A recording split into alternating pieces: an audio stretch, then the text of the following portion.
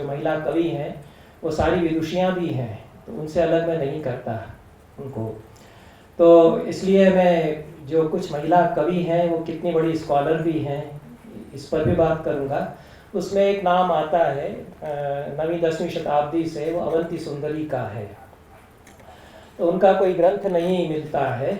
वो राजशेखर की पत्नी थी। राजशेखर बहुत बड़ा नाम है संस्कृत के क्लासिकल संस्कृत लिटरेचर के, संस्कृत साहित्य के अध्येताओं के लिए महान नाटककार, महान कवि, बड़े आचार्य, तीनों में उनका एक आचार्य के रूप में, एक कवि के रूप में और एक नाटककार के रूप में बड़ा योगदान है। उनकी पत्नी अवंती सुंदरी थी। अब आप देखिए कि राजशेखर काव्य मीमांसा में 2 जगह अवंती सुंदरी के मत का उल्लेख करते हैं, बहुत आदर से उल्लेख करते हैं। ये इसमें ध्यान देने की बात है। और अवंती सुंदरी का बड़ा योगदान रहा होगा राजशेखर के ही कैरियर के निर्माण में, क्योंकि वो राजकुमारी थी।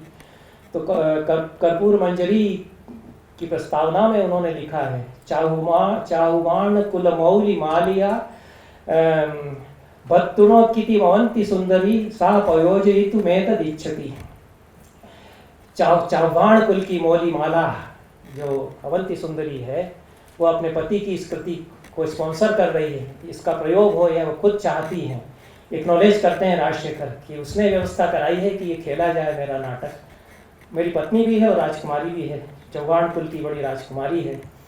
तो वो इन सारी बौद्धिक चर्चाओं में अवंती सुंदरी सम्मिलित हुआ करती होंगी। जिस तरह से गार्गी को सुना गया बहुत सम्मान के साथ ब्रह्मोद्य में, जनक की सभा में, उस तरह से अवंती सुंदरी की बात सुनी जाती होगी, ऐसा मुझे लगता है।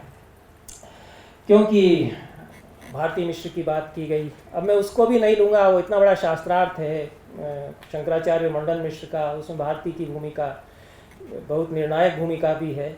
और जिस तरह से वो प्रश्न करती हैं भारती मिश्र, जो प्रश्न शंकर दिग्विजय महाकाव्य में है, हमने टीवी पर सीरियल देखा, उसमें बहुत वल्गर तरीके से प्रश्न करते हुए दिखाया गया, बहुत अपमानजनक है। उस तरह से प्रश्न नहीं भारती मिश्र ने किए थे कि तुम यौन जीवन के बारे में क्या जानते हो और तुम स्त्री पुरुष संसर्ग के बारे में क्या जानते हो।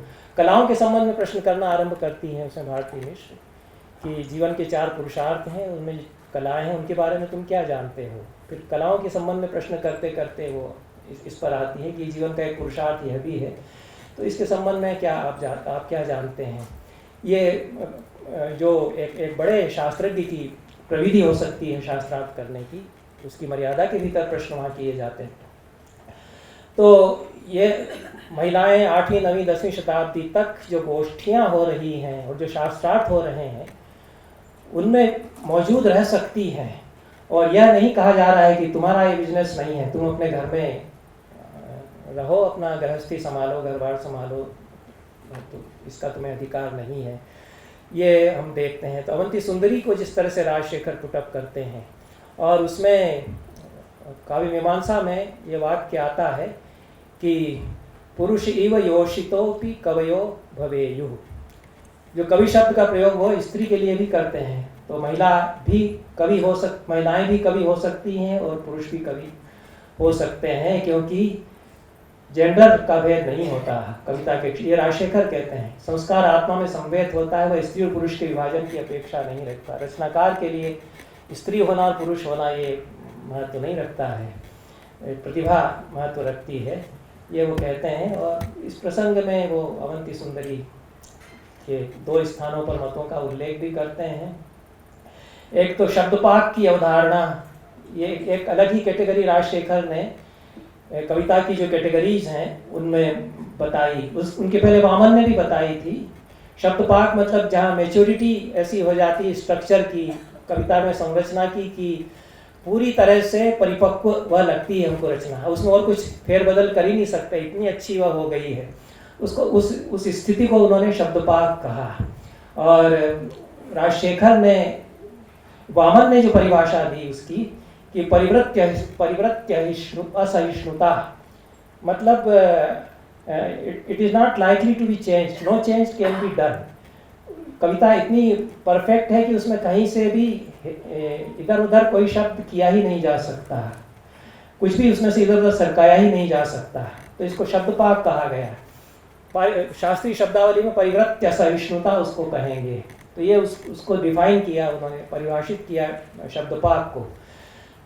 तो ये परिभाषा उद्धृत करके जो कि वामन ने दी थी, राजशेखर कहते हैं कि अवंती सुंदरी इसको रिजेक्ट करती हैं और वो कहती हैं कि इयम अशक्ति न पुनः पाक, ये तो कमजोरी है कि आप उसमें कुछ भी इधर उधर सरका ही ना सकें। अच्छी कविता वो भी हो सकती है जिसमें आप इधर से कुछ उधर कर दें, इधर से कुछ उधर कर दें, यहाँ से पढ़ें वहाँ से पढ़ें, हमेशा ही वो खूबसूरत रहे, तब वह अच्छी कविता होगी। तो ये तो शब्दपात नहीं है, क्योंकि पाठ में कितने वेरिएशंस होते हैं और निर्णय करना कठिन होता है कि कौन सा पाठ ज़्यादा खूबसूरत है। कालिदास की कविता में, रामायण में, महाभारत में कितने वेरिएशंस हैं पाठ के, वो पाठांतर आते हैं और यह निर्णय करना कठिन होता है कि यही पाठ सबसे उचित होगा। इस पर बहुत बहसें भी होती रहती हैं। तो बड़े महान कवियों की रचनाओं में अनेक बहुपाठीयता हो जाती। ये अवंती सुंदरी कहती हैं, यद एकस्मिन् वस्तुनि महाकविनाम अनेकोपि पाठः परिपाकवान भवति। ये जो बहुपाठीयता है, इसमें अपने आप में परिपाक हम देखते हैं कि उसके कई पाठ बन सकते हैं किसी रचना के, और वो अलग से डिफाइन करती हैं अवंती सुंदरी कि पाक मैं बताती हूँ कि क्या है। तस्माद रसोचित शब्दार्थ सूक्ति निबंधना पाक है, जिसमें रस का परिपाक हो जाता है, पक कर के निकलता है उसमें से रस। ऐसी स्थिति जो कविता की है, सूक्तियाँ उसमें ऐसी जो बन जाती हैं, उसको पाक मानना चाहिए। यह एक अवंती सुंदरी का कंट्रीब्यूशन है शब्दपाक की अवधारणा के लिए। दूसरा प्रश्न जो राजशेखर इसमें उठाते हैं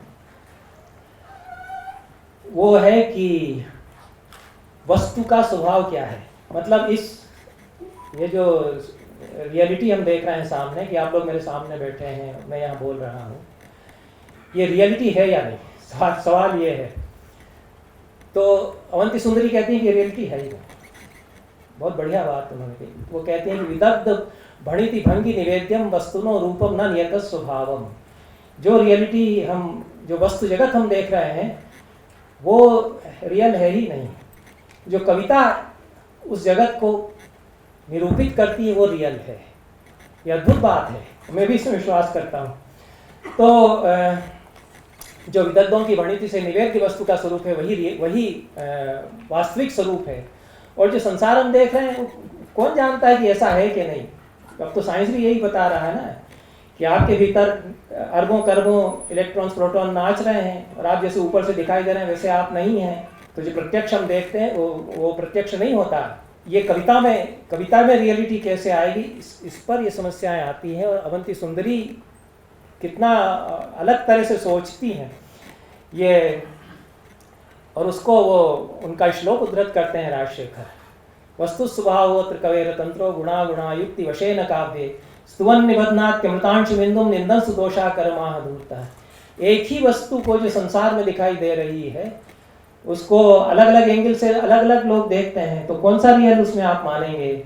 जो चंद्रमा को अमृतांशु भी कहते हैं, अमृत उससे झरता है, उसी को दोषाकर भी कहते हैं, तो दोषों का आकर हो जाएगा उसका तो अर्थ। हालांकि वहाँ दोषा रात्रि है, लेकिन दोषाकर नाम में ही है उसका।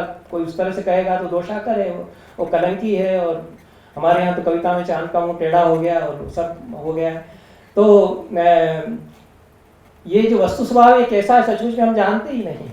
वो कविता बताती है कि ये कैसा हो सकता है और किस एंगल से उसको देखा जा सकता है। इसलिए कविता ही बताएगी कि रियलिटी क्या है।